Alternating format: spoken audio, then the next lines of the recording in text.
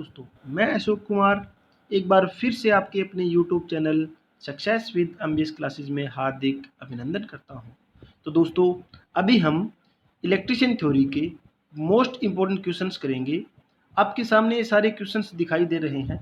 ये सारे क्वेश्चंस हरियाणा के अंदर HSSC का एक एग्ज़ाम हुआ था, जो कि था हमारा प्रोटेक्शन असिस्टेंट का। प्रोटेक्शन असिस्टेंट का ये एग्ज़ाम हुआ था। इस एग्ज़ाम के अंदर ये सारे क्वेश्चंस पूछे गए थे। सारे क्वेश्चंस क्या है, इलेक्ट्रिशियन थ्योरी के रहेंगे। काफ़ी अच्छे क्वेश्चंस है। इन सभी क्वेश्चंस को क्या है, हम पूरी डिटेल से समझेंगे और अच्छी तरह से इनको सोल्व करेंगे। तो स्क्रीन पे सबसे पहला क्वेश्चन आपको दिखाई दे रहा है। बाई लैंग्वेज में सारे क्वेश्चंस हैं, उनको अच्छी तरह से पढ़ो, समझो, उसके बाद ही उनका आंसर देना है। तो सबसे पहला क्वेश्चन है, बिजली का काम करते समय निम्न में से किसका पालन नहीं किया जाता। तो हमें कौन सा काम ऐसा नहीं करना चाहिए जो कि बिजली के काम के लिए हमारे लिए हानिफुल हो। ठीक है, तो हमें क्या दे रखा है, प्रमुख आपूर्ति बंद करना, ये तो जरूरी काम है, ये तो करना चाहिए। अछूता उपकरण का उपयोग करें, ये भी हमें करना चाहिए। ठीक है, उसके बाद गिले हाथों से काम, ये कभी नहीं करना चाहिए। ठीक है, तो हमारा जो राइट आंसर होगा वो आपको दिखाई दे रहा है। हमारा ये बी नंबर राइट आंसर होगा, गिले हाथ से काम करना नहीं चाहिए हमें। ठीक है, नेक्स्ट क्वेश्चन की ओर बढ़ते हैं। नेक्स्ट क्वेश्चन आपको स्क्रीन पे दिखाई दे रहा है। 52 नंबर क्वेश्चन है, कार्डियोपल्मोनरी रिसक्रिस्टेशन का पहला चरण क्या है। ठीक है, सीपीआर का पहला चरण क्या होता है, ये थोड़ा सा मैं आपको समझाना चाहूँगा। सीपीआर का मतलब क्या है, इसके अंदर कार्डियो मतलब क्या है, दिल का मतलब होता है। ठीक है, कार्डियो का मतलब होता है दिल, हार्ट। ठीक है, जो हार्ट संबंधित जो बीमारी होती है उसे हम कार्डियो बोलते हैं। ठीक है, जो हार्ट का डॉक्टर होता है उसे कार्डियोलॉजी बोलते हैं, ये भी आपको पता होना चाहिए। जो हार्ट का डॉक्टर होता है उसे बोलते हैं कार्डियोलॉजी। ठीक है, ये आपको एक्स्ट्रा बातें पता होनी चाहिए। अब बात करते हैं हम यहाँ पर, तो सीपीआर का पहला चरण क्या होता है। अगर किसी भी व्यक्ति को, जैसे मान लीजिए किसी व्यक्ति को शॉक लग जाता है, ठीक है, शॉक लग जाता है इलेक्ट्रिक करंट के कारण, तो उसको सबसे पहले सीपीआर जो हमारे पास ये विधि जो है, इस विधि में पहला चरण क्या होगा, पहला चरण जो भी व्यक्ति है उसको ज़मीन पर लेटाने के बाद उसकी जो छाती है उसको ज़ोर से दबाना होता है। ठीक है, उसका जो दिल होता है उसको ज़ोर से दबाना होता है। उसके बाद क्या होता है, उसके बाद अगर फिर भी उसको दिक्कत हो, परेशानी हो रही है, ठीक है, तो क्या करना है, उसको हम क्या है, बचाओ हमारे पास श्वसन मार्ग के लिए मुंह खोलना होगा। ठीक है, मुंह खोलते हैं उसका, उसको फिर क्या है, मुंह से मुंह द्वारा क्या है उसको श्वसन दिया जाता है। फिर क्या करते हैं, बचाव श्वसन देना होता है उसको। ठीक है, तो सबसे पहला चरण हमारा क्या रहेगा, इसके अंदर छाती को जोर से दबाना हमारा पहला चरण होता है। ठीक है दोस्तों, तो ये क्वेश्चन भी आपको अच्छी तरह से समझ में आ गया होगा सीपीआर विधि के द्वारा। नेक्स्ट क्वेश्चन देखते हैं, वायर और केबल्स को काटने और पकड़ने के लिए कौन सा साधन प्रयोग होता है। काफ़ी अच्छा क्वेश्चन है, एग्जाम में इस टाइप के बहुत बार पूछे जाते हैं और इस टाइप का क्वेश्चन आप डेली लाइफ के अंदर बहुत बार यूज करते हो, आप डेली यूज करते हो। जो भी इलेक्ट्रिशियन स्टूडेंट है, इस टाइप का क्वेश्चन आप उसको आसानी से पता होगा। ठीक है, तो वायर केबल्स को काटने और पकड़ने के लिए हम सबसे ज़्यादा क्या यूज़ करते हैं, हम करते हैं प्लायर यूज़ करते हैं, जो कि हिंदी के अंदर थोड़ा सा गड़बड़ लिखा हुआ है, प्लायर हम यूज़ करते हैं। ठीक है, अब आपको थोड़ी सी एक्स्ट्रा बातें बताता हूँ मैं। इसके अंदर क्या दे रखा है हमारे पास, जो प्लायर होता है, ठीक है, जो हमारे पास प्लायर होगा, ये भी कुछ अलग अलग प्रकार के प्लायर होते हैं। एक हमारा होता है कॉम्बिनेशन प्लायर। ठीक है, एक हमारा होता है कॉम्बिनेशन प्लायर। ठीक है, कॉम्बिनेशन जो प्लायर है, इसकी जो लंबाई लगभग होती है वो होती है 15 सेंटीमीटर से लेकर हमारे पास 20 सेंटीमीटर तक क्या है, इसकी लंबाई होती है कॉम्बिनेशन प्लायर की। ये कुछ अलग बातें हैं। ठीक है, और जो इलेक्ट्रिशियन के लिए सबसे ज़्यादा उपयोगी होने वाला जो प्लायर है वो क्या होता है, 20 सेंटीमीटर वाला सबसे ज़्यादा यूज़ करता है इलेक्ट्रिशियन जो है। ठीक है, इस प्लायर से क्या करते हैं हम, वायर और केबल को काटने और पकड़ने के लिए काफ़ी अच्छा यूज होता है। ठीक है, ये बातें हुई प्लायर, कॉम्बिनेशन प्लायर की। नेक्स्ट मैं आपको बताता हूँ, एक हमारे पास होता है लॉन्ग नोज प्लायर होता है एक। ठीक है, लॉन्ग नोज प्लायर की बातें बताऊं, तो लॉन्ग नोज जो प्लायर होता है वो 10 सेंटीमीटर से लेकर 15 सेंटीमीटर तक की ये इसकी क्या है, हमारे पास लंबाई होती है लॉन्ग नोज प्लायर की। ठीक है दोस्तों, इससे क्या करते हैं हम, पतले तारों को पकड़ने व मरोड़ने और छोटे छोटे नटों को कसने के खोलने के लिए प्रयोग किया जाता है। ये भाग भी आपको पता होना चाहिए। लॉन्ग नोज का मतलब क्या है, शायद यहाँ पर दे रखा होगा, ये हमें नेक्स्ट क्वेश्चन भी दे रखा है लॉन्ग नोज प्लायर का।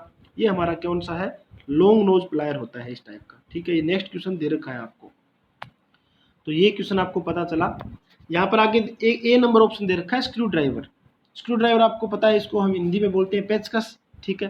पेचकस से क्या है, हमारे पास जो नट जो होते हैं उनको कसने के लिए या फिर क्या है लूज करने के लिए क्या करते हैं, हम स्क्रू ड्राइवर का यूज करते हैं, ठीक है दोस्तों। तो ये क्वेश्चन क्या है, हमने अच्छी तरह से पढ़ लिया और समझ लिया। नेक्स्ट क्वेश्चन आपको दे रखा है, स्क्रीन पे दिखाई दे रहा होगा।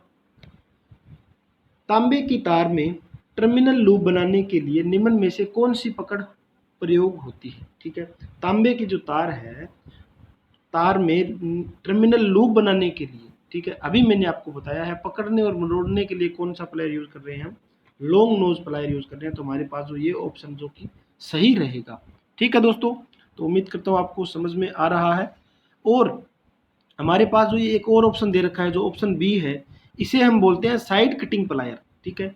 ये हमारा कौन सा है, ये हमारा होता है साइड कटिंग प्लायर, ठीक है। इसे हम साइड कटिंग प्लायर बोलते हैं। इसकी भी लगभग जो लंबाई होगी वो 10 सेंटीमीटर से लेकर 15 सेंटीमीटर तक इसकी क्या है लंबाई रहती है, ठीक है दोस्तों। तो हमारे पास इस क्वेश्चन का जो राइट आंसर है वो आपको दिखाई दे रहा है स्क्रीन पे, ऑप्शन नंबर सी होगा। नेक्स्ट बात करते हैं, पहली इलेक्ट्रिक सेल किसने बनाई थी। जो पहला इलेक्ट्रिक सेल है वो किसने बनाया था, ठीक है। तो ऑप्शन आपको दिखाई दे रहा है, एलेसेंद्रो वोल्टा ने क्या बनाया था, पहला इलेक्ट्रिक सेल बनाया था। अब थोड़ी सी हम इसकी चर्चा करते हैं एलेसेंद्रो वोल्टा की। जो एलेसेंद्रो वोल्टा है ये इटली का एक वैज्ञानिक है, ठीक है। इटली का वैज्ञानिक था ये एलेसेंद्रो वोल्टा, ठीक है। और इसके अलग चर्चा करेंगे तो हमारे पास क्या है, जो बेंजामिन फ्रैंकलिन है, ठीक है। बेंजामिन फ्रैंकलिन जी ये वैज्ञानिक थे यूएस के, ठीक है, यूएस के वैज्ञानिक थे। इन्होंने क्या किया था, इन्होंने लाइटिंग रोड की खोज की थी। इन्होंने लाइटिंग रोड जो है उसकी खोज की थी। अब आपको पता होना चाहिए लाइटिंग रोड किस काम में आती है, ठीक है। जो लाइटिंग रोड होती है, जो हमारी लाइटनिंग स्ट्राइक होती है, जो हमारी आकाश से जो लाइटनिंग निकलती है, ठीक है, आकाश से जो हमारी बिजली निकलती है, ठीक है, आपने देखा होगा बहुत बार, उस बिजली को क्या डायरेक्ट ग्राउंड तक ले जाने के लिए जो रोड यूज़ करते हैं वो हमारी लाइटनिंग रोड जो किसने बनाई थी, बेंजामिन फ्रैंकलिन जी ने बनाई थी, ठीक है। नेक्स्ट एक और दे रखा है थॉमस एडिसन। इनके बारे में आपको पता होना चाहिए, थॉमस एडिसन के बारे में। थॉमस एडिसन जी भी यूएस के ही थे, ठीक है, यूएस के ही भी क्या है थॉमस एडिसन थे। और थॉमस एडिसन ने किसकी खोज की थी, थॉमस एडिसन ने खोज की थी बल्ब की। सभी को पता होगा बल्ब की खोज की थी, लेकिन बल्ब का जो टेक्निकल नाम होता है, एज ए इलेक्ट्रिशियन स्टूडेंट आपको बल्ब का टेक्निकल नाम पता होना चाहिए। तो बल्ब का जो टेक्निकल नाम होता है वो होता है इनकैंडेसेंट लैंप, ठीक है। इनकैंडेसेंट लैंप होता है बल्ब का जो टेक्निकल नाम होता है, इनकैंडेसेंट लैंप, ठीक है दोस्तों। ये हमारा क्या है, बल्ब का टेक्निकल नाम है। तो याद रखना इनकैंडेसेंट लैंप होता है बल्ब का टेक्निकल नाम, जो कि थॉमस एडिसन जी ने खोज की थी। उसके बाद चर्चा करते हैं माइकल फैराडे जी की, जो कि माइकल फैराडे जी के बारे में हर एक स्टूडेंट्स को पता होगा। माइकल फैराडे ने 2 नियम दिए थे जो कि इंडक्शन के ऊपर आधारित थे। इंडक्शन मतलब प्रेरण के ऊपर आधारित थे। इन्होंने फर्स्ट नियम क्या दिया था, जो फर्स्ट नियम था माइकल फैराडे का, पहला नियम क्या बोल रहा था, अगर हमारे पास कोई जैसे कि नॉर्थ और साउथ चुंबकीय क्षेत्र है, ठीक है, ये चुंबकीय क्षेत्र है, अगर हम क्या करें किसी भी चालक तार को इस चुंबकीय क्षेत्र में रख देते हैं तो उस चालक तार के अंदर क्या बन जाती है, चालक तार के अंदर ईएमएफ उत्पन्न हो जाएगी। ये बोला था माइकल फैराडे जी ने अपने पहले नियम के अंदर, ठीक है। अगर कोई भी हमारे पास चुंबकीय क्षेत्र है, उस चुंबकीय क्षेत्र के अंदर हम चालक तार को रखेंगे और ये चालक तार इन चुंबकीय क्षेत्रों को काटेगा, चुंबकीय क्षेत्र की लाइनों को काटेगा तो क्या करेगा, ये ईएमएफ बना लेगा, ठीक है। तो ये नियम था, फर्स्ट नियम है हमारा फैराडे का। फैराडे के दूसरे नियम की बात करें तो फैराडे के दूसरे नियम का मतलब है कितना ईएमएफ हमारा उत्पन्न हुआ है, मतलब क्या है, E बराबर माइनस एन डी फाइव बटे डी टी। ये हमारा डायरेक्ट फॉर्मूला बनता है फैराडे के सेकंड नियम के अनुसार। अब आपको पता होना चाहिए यहाँ पर माइनस का निशान किस लिए लगाते हैं हम, माइनस का निशान लगता है लेंज लॉ के अकॉर्डिंग, ठीक है। माइनस निशान हम लगाते हैं, लेंज नियम के कारण हम यहाँ पर माइनस निशान लगाते हैं। अब आपको कमेंट बॉक्स में बताना है लेंज का नियम जो है वो क्या होता है, ठीक है। तो एक ही क्वेश्चन पे हमने सारी चर्चा कर ली अच्छी तरह से। इसी तरह से क्या हम सारे क्वेश्चन करते रहेंगे। आज शायद हम 20 क्वेश्चन करेंगे, 20 क्वेश्चन क्या है नेक्स्ट वीडियो में कर लेंगे, ठीक है। तो आपको नेक्स्ट क्वेश्चन दिखाई दे रहा है, सबसे बाहरी कक्षा में, सबसे जो बाहरी कक्षा होती है उपस्थित इलेक्ट्रॉन होते हैं। सबसे बाहरी कक्षा मतलब मैं आपको समझाना चाहूँगा, जैसे कि आपको एटम का स्ट्रक्चर पता होना चाहिए। जैसे ये एटम है, ये हमारा एटम का नाभिक है, नाभिक के अंदर प्रोटॉन और न्यूट्रॉन होते हैं, ये सभी को पता होता है, ठीक है। ये हमारे पास इसकी मान लीजिए बाहरी कक्षा है, ठीक है। बाहरी कक्षा में हमारे पास क्या होंगे, जैसे कि 2 इलेक्ट्रॉन सबसे पहले वाली कक्षा के अंदर होंगे, उसके बाद हमारे पास जो कक्षा है नेक्स्ट है उसके अंदर कितने होंगे, उसके बाद 8 इलेक्ट्रॉन होते हैं। और मान लीजिए हमारे पास 2 पहली में आ गए और 8 दूसरी के अंदर बचा है 1 इलेक्ट्रॉन। इस तरह से मान लेता हूँ मेरे पास 11 इलेक्ट्रॉन वाला कोई एक परमाणु क्रमांक का है, ठीक है। इसके अंदर क्या है, 1 इलेक्ट्रॉन मेरे पास लास्ट के अंदर बचा हुआ है। तो ये जो लास्ट इलेक्ट्रॉन 1 बचा है इसे क्या बोलेंगे हम, इसे बोलते हैं फ्री इलेक्ट्रॉन। तो क्या है, सबसे बाहरी कक्षा में उपस्थित इलेक्ट्रॉन को क्या कहते हैं, फ्री इलेक्ट्रॉन कहा जाता है, ठीक है दोस्तों। उम्मीद करता हूँ ये क्वेश्चन आपको अच्छी तरह से समझ में आ गया है। नेक्स्ट क्वेश्चन की ओर बढ़ते हैं, जो कि स्क्रीन पे आपको दिखाई दे रहा है। इस तरह के कुछ सिंबल दिए हुए हैं, निम्न में से वोल्टेज सर्किट का सिंबल बताना है। वोल्टेज सर्किट का सिंबल सभी को पता होगा, जो एक इलेक्ट्रिकल स्टूडेंट है उसको पता होगा वोल्टेज सर्किट का सिंबल कौन सा है, जो कि ऑप्शन डी सभी को दिखाई दे रहा है, लेकिन हम अलग से चर्चा करेंगे। सबसे पहले हमारे पास फर्स्ट सिंबल है, किसका सिंबल है, ये फर्स्ट सिंबल है कैपेसिटर का। फर्स्ट जो सिंबल है ये है कैपेसिटर का। अब कैपेसिटर के बारे में थोड़ी सी बात करते हैं। कैपेसिटर का फॉर्मूला होता है, दोबारा लिखता हूं मैं, कैपेसिटर का फॉर्मूला होता है Q/V, ठीक है। ये हमारे पास कैपेसिटर का फॉर्मूला होता है। इकाई की बात करें कैपेसिटर की तो इकाई होती है हमारे पास फेराड, ठीक है। कैपेसिटर की इकाई होती है फेराड, ये सभी को पता होगा, ठीक है दोस्तों। नेक्स्ट सिंबल दे रखा है आपको बी नंबर, ये हमारा सिंबल होता है बल्ब का, ठीक है। ये हमारे पास होता है बल्ब का सिंबल। और सी नंबर जो ऑप्शन दे रखा है आपको वो है हमारे पास रजिस्टेंस का सिंबल है। रजिस्टेंस का ये सिंबल है, सी नंबर जो है वो रजिस्टर का, सॉरी ये है हमारे पास रजिस्टर का सिंबल है। रजिस्टर से ही रेजिस्टेंस बनता है वैसे, ठीक है। ये हमारे पास रजिस्टर का सिंबल है। अब रजिस्टर की इकाई क्या होती है, हमारे पास रजिस्टर की इकाई होती है ओम, ये भी आपको पता होना चाहिए, ठीक है। चलते हैं नेक्स्ट क्वेश्चन की ओर। सोल्डर धातु मुख्य विशेषता क्या है, ठीक है। सोल्डर की धातु है कोई, ठीक है। सोल्डर पता है आपको क्या होते हैं, सोल्डर से क्या है, हम किसी एक वायर को दूसरी वायर में ज्वाइंट करते हैं, ठीक है। जो हम ज्वाइंट करते हैं सोल्डर, ज्वाइंट करने के लिए हम सोल्डर धातु का यूज़ करते हैं, ठीक है। जिसे क्या बोलते हैं हम, एक फ्लक्स यूज करते हैं इसके अंदर। फ्लक्स जो होता है वो रेजिन का और फ्लक्स साइड का अलग अलग बनाए जाते हैं, वो अलग से चर्चा करेंगे उसके बारे में हम। यहाँ हम देखते हैं क्वेश्चन के क्या दिखाई दे रहा है, सोल्डर धातु की मुख्य विशेषता क्या है। जो सोल्डर धातु होती है उसका पिघलने का जो तापमान होता है वो कम होना चाहिए। अगर पिघलने का तापमान ज़्यादा होगा तो हम क्या है, तो सोल्डर को गर्म करते हैं तो वो धातु पिघलेगी नहीं, तो अच्छी तरह से ज्वाइंट नहीं हो पाएगा। इसीलिए क्या है, सोल्डर धातु का जो हमारे पास विशेषता क्या होगी, पिघलने का तापमान क्या होना चाहिए, कम होना चाहिए, ठीक है दोस्तों। चलते हैं नेक्स्ट क्वेश्चन की ओर। क्वेश्चन दे रखा है सॉफ्ट सोल्डरिंग के लिए स्पेस फिलर एलॉय पिघलने का न्यूनतम तापमान कितना होना चाहिए। इस क्वेश्चन में क्या है, सभी को डाउट है, मुझे भी डाउट है इस क्वेश्चन के अंदर। राइट जो दे रखा है हमारे पास, जैसे अकॉर्डिंग टू हम चलें, जैसे हमारे पास रॉयल पब्लिकेशन की जो बुक होती है इलेक्ट्रिशियन की, उसके अंदर हिसाब से चलें तो हमारे पास अलग अलग टाइप के क्या है सोल्डरिंग आयरन होते हैं। जैसे कि सबसे पहले बताता हूँ आपको, सबसे पहला मेरे पास होता है फाइन वायर का, फाइन सोल्डर होता है सबसे पहले, ठीक है। फाइन सोल्डर का तापमान की बात करें तो वो लगभग होती है 190 डिग्री सेल्सियस तक, ठीक है। दूसरी बात, अगर हम नरम सोल्डर की बात करें, अगर मेरे पास कोई नरम सोल्डर है उसकी बात करें तो उसका जो तापमान होता है नरम सोल्डर का होता है 205 डिग्री सेल्सियस तक, ठीक है।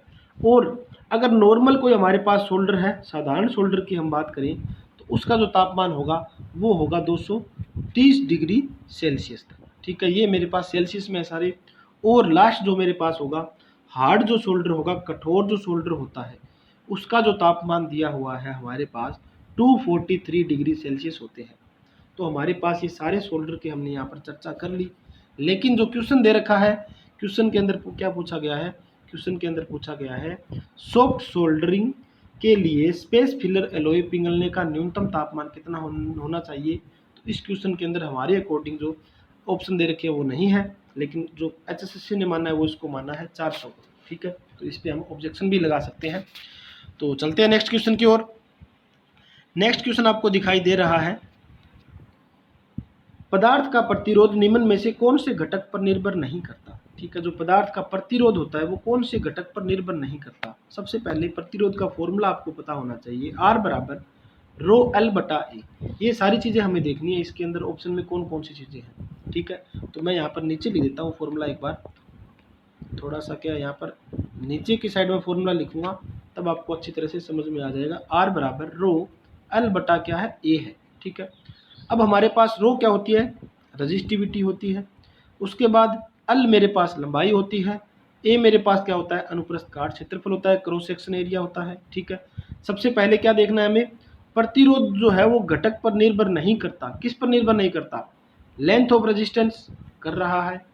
कंपोजिट ऑफ रेजिस्टिव मटेरियल, पदार्थ पर तो निर्भर करेगा। जो हमारी रेजिस्टिविटी का मतलब क्या होता है, रेजिस्टिविटी का मतलब होता है कि पदार्थ हमारा किस चीज़ से बना हुआ है। ठीक है, तो अलग अलग हमारे पास पदार्थ की अलग अलग रेजिस्टिविटी होती है।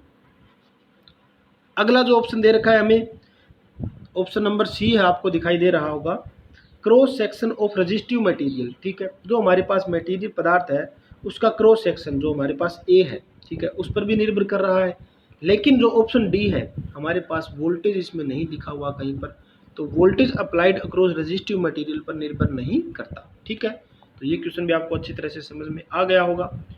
नेक्स्ट क्वेश्चन देखते हैं, फोर बैंड प्रतिरोधक में तीसरा अंक क्या दर्शाता है। काफ़ी अच्छा क्वेश्चन है, इस टाइप के क्वेश्चन क्या है एग्जाम के अंदर पूछे जाते हैं।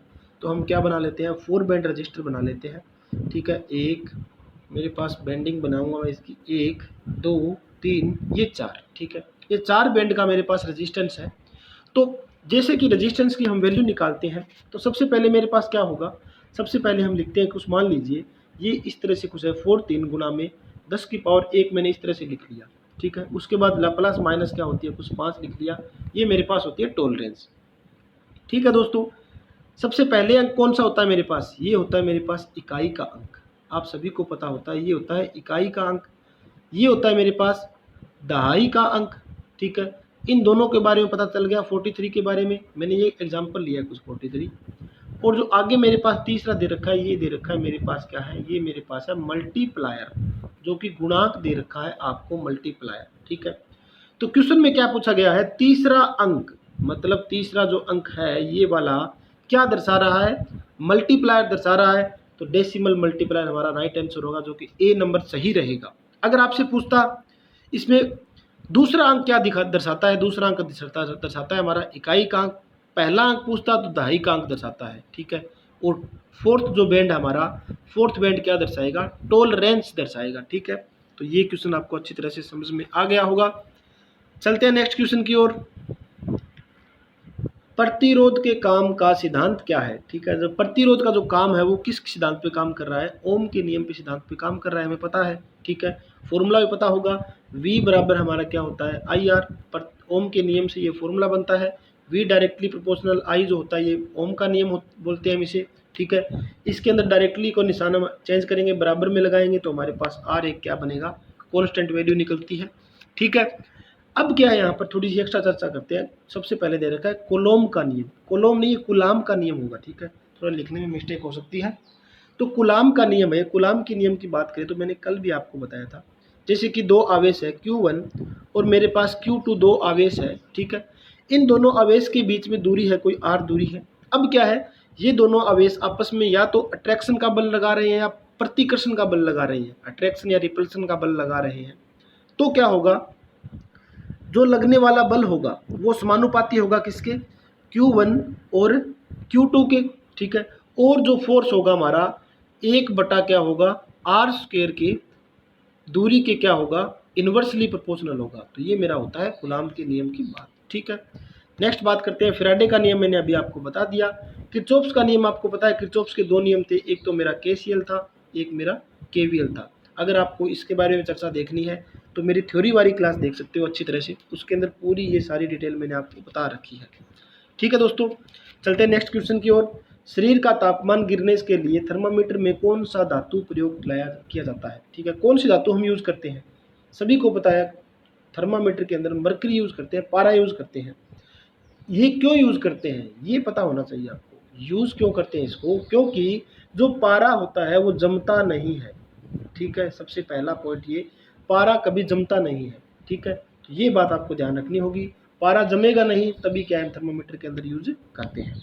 ठीक है दोस्तों, चलते हैं नेक्स्ट क्वेश्चन की ओर। प्रतिरोधक सामग्री के सबसे बाहरी कवच में उपस्थित इलेक्ट्रॉन्स की संख्या कितनी होगी? इलेक्ट्रॉन की संख्या कितनी होगी प्रतिरोध सामग्री के बाहरी कवच में? ठीक है, अब इसके अंदर हमें इंग्लिश में क्या दे रखा है, इंसुलेटिंग मटेरियल की बात दे रखी है। ठीक है, तो इंसुलेटिंग मटेरियल मतलब क्या होता है, मेरे पास कुचालक जो पदार्थ है, ठीक है, जो कि करंट को रोकता हो, करंट फ्लो नहीं करवाता हो। ठीक है, तो कुचालक पदार्थ के अंदर जो हमारे पास बाहरी कक्ष के अंदर जो इलेक्ट्रॉन होते हैं वो मेरे पास कितने होते हैं? फुल होते हैं, 8 इलेक्ट्रॉन होते हैं। ठीक है, और अगर बात करें हम चालक की बात करते हैं, तो चालक की बात करेंगे तो उसके अंदर जो इलेक्ट्रॉन होंगे वो कितने होंगे? 4 से क्या होंगे? 4 से कम होते हैं। ठीक है, अगर मैं चालक की बात करूँ तो उसके अंदर 4 से कम इलेक्ट्रॉन होते हैं।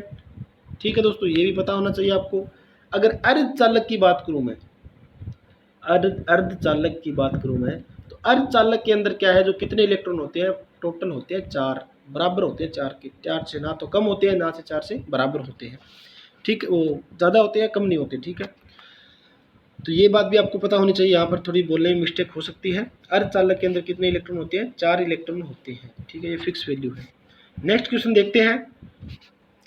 नेक्स्ट क्वेश्चन दे रखा है, अर्धचालक पर ही दे रखा है। ठीक है, अब जो बॉन्ड बनता है, जो बंध बनता है सेमीकंडक्टर के बीच में, वो कौन सा बंध होता है? आपको मैंने बहुत बार बताया, थ्योरी के अंदर भी बताया हुआ है, कोवेलेंट बॉन्ड बनता है। ठीक है, जिसे बोलते हैं सहसंयोजक बंध। ठीक है, अब आपको पता होना चाहिए, ये तो आपको मैंने बता दिया सेमीकंडक्टर के बारे में, थोड़ी सी एक्स्ट्रा बातें हम करेंगे, ये हमारा नेचर है। जो भी हम क्वेश्चन करते हैं उनकी मैं आपको एक्स्ट्रा बातें बताते रहता हूँ कि इस क्वेश्चन के चारों ओर हमारे किस टाइप के क्वेश्चन बन सकते हैं, और उन्हीं क्वेश्चन में से क्या आपको एग्जाम के अंदर पूछे जाएंगे। ठीक है, तो बात करते हैं यहाँ पर ऑप्शन नंबर ए की। मेरे पास दिया हुआ है ऑप्शन नंबर ए, दिया हुआ है मुझे मेटालिक आयनिक बॉन्ड। ठीक है, अब आपको पता होना चाहिए जो आयनिक बॉन्ड बनता है वो किसके अंदर बनता है? वो हमारा कुचालक के अंदर बनता है। ये बात पता होनी चाहिए आपको। ठीक है, वेरी वेरी इंपॉर्टेंट बात है। अगर आपके पास कोई इंसुलेटर मटेरियल है, इंसुलेटर है, जो कुचालक है, उसके अंदर जो बॉन्ड बनेगा वो मेरा कौन सा बॉन्ड बनेगा? आयनिक बॉन्ड बनेगा। ठीक है, और जो मेटालिक बॉन्ड होता है वो किसके अंदर बनता है? मेटालिक बॉन्ड बनता है चालक के अंदर। शायद आपने फर्स्ट टाइम सुना होगा ये क्वेश्चन।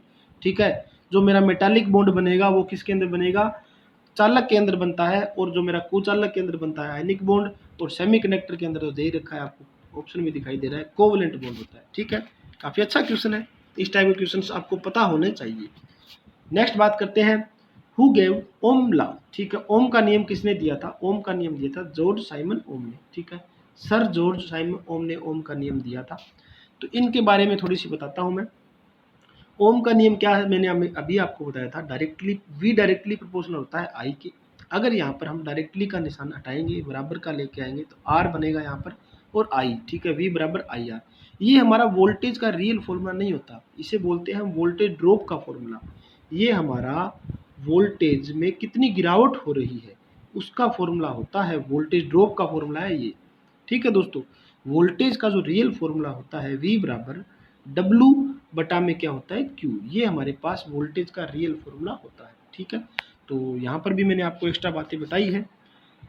नेक्स्ट बात करते हैं। नेक्स्ट क्वेश्चन आपको स्क्रीन पे दिखाई दे रहा होगा, कौन से प्रकार के नेटवर्क ओम नियम का लागू नहीं होता? ठीक है, कौन से ऐसे पदार्थ है इनमें से दे रखा है जो ओम के नियम को लागू नहीं करते? ठीक है, अब मैं बताना चाहूँगा आपको, जैसे कि ओम का नियम ओम के नियम के अंदर जो हमारे पास रेखीय ग्राफ बनता है वो हमारे पास लीनियर ग्राफ बनता है हमेशा। वोल्टेज और करंट के बीच में जो ग्राफ बनेगा वो होगा हमारा लीनियर ग्राफ। ठीक है, अब क्या है, जो ऑप्शन दे रखा है यूनिलेटरल। यूनिलेटरल का मतलब क्या होता है?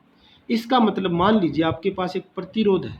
ठीक है, आपके पास एक प्रतिरोध है, ये प्रतिरोध है, इस प्रतिरोध को हम क्या कर सकते हैं, इस प्रतिरोध का प्लस माइनस हम ये सिरा भी बना सकते हैं, और अगर हमारे पास कोई एक और प्रतिरोध है, जैसे ये प्रतिरोध है, तो इसका प्लस माइनस ये भी सिरा बना सकते हैं। तो कहने का मतलब क्या हुआ, प्रतिरोध को हम क्या है दोनों साइडों में से यूज कर सकते हैं, उसे बोलते हैं बाईलेटरल। बाई का मतलब दोनों साइडों में से, दोनों साइडों में से यूज करेंगे उसे बोलेंगे बाईलेटरल। और जो सिर्फ एक साइड से यूज होगा, जैसे कि डायोड होता है, डायोड का सिर्फ ये पॉजिटिव होता है, ये नेगेटिव सिरा होता है, ये फिक्स होता है डायोड के अंदर। तो डायोड हमारा क्या होगा, डायोड हमारा होता है यूनिलेटरल। ठीक है दोस्तों, तो हमारा क्या है, ओम के नियम के अंदर हम क्या यूज कर रहे हैं, रजिस्टर यूज कर रहे हैं। प्रतिरोध हमारा होता है ओम के नियम के अंदर। ठीक है, तो प्रतिरोध को हम किसी भी दिशा से यूज कर सकते हैं, मल्टीलेटरल कर सकते हैं, ट्राईलेटरल भी कर सकते हैं, बाईलेटरल भी कर सकते हैं, लेकिन यूनिलेटरल हम यूज उसको नहीं कर सकते। उम्मीद करता हूँ आपको ये क्वेश्चन समझ में आ गया है।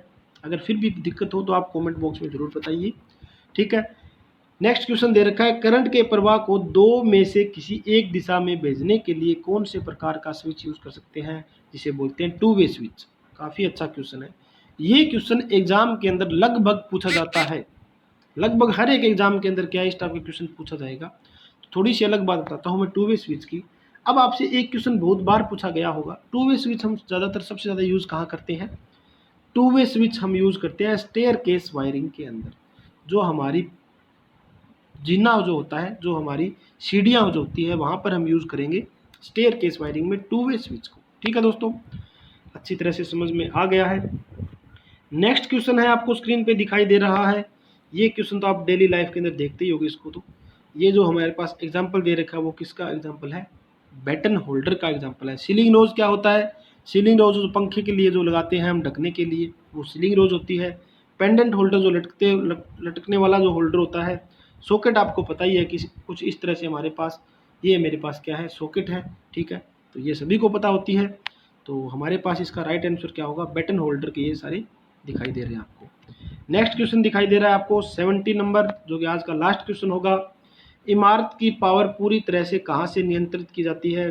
काफ़ी इजी क्वेश्चन है। प्रमुख स्विच से ही बंद करेंगे, मेन स्विच से ही, सीलिंग फैन से तो कोई मतलब ही नहीं है। सरफेस स्विच से हम बंद नहीं कर सकते, बेड स्विच से इसका कोई लेना देना नहीं है। तो हम क्या करेंगे, पूरी इमारत की जो बिजली है वो बंद करेंगे, सप्लाई, तो प्रमुख स्विच से बंद करेंगे। तो दोस्तों उम्मीद करता हूँ आज का ये सेशन रहा, काफ़ी इंटरेस्टिंग सेशन रहा होगा। ठीक है, अगर आपको लगे भी किसी प्रकार के किसी भी क्वेश्चन के अंदर डाउट लग रहा है, दिक्कत लग रही है, और आपके पास भी कोई डाउट क्वेश्चन है, तो आप हमें व्हाट्सअप कीजिए, सेंड कीजिए। उसको हम क्या है अच्छी तरह से उसका सॉल्यूशन प्रोवाइड करवाएंगे। और इस चैनल को ज़्यादा से ज़्यादा अपने दोस्तों के साथ सब्सक्राइब करवाइए, शेयर भी कीजिए। ठीक है, तो इसी तरह से हम क्या है नेक्स्ट वीडियो लेकर आते रहेंगे, और मिलते हैं नेक्स्ट लेक्चर के अंदर। धन्यवाद दोस्तों।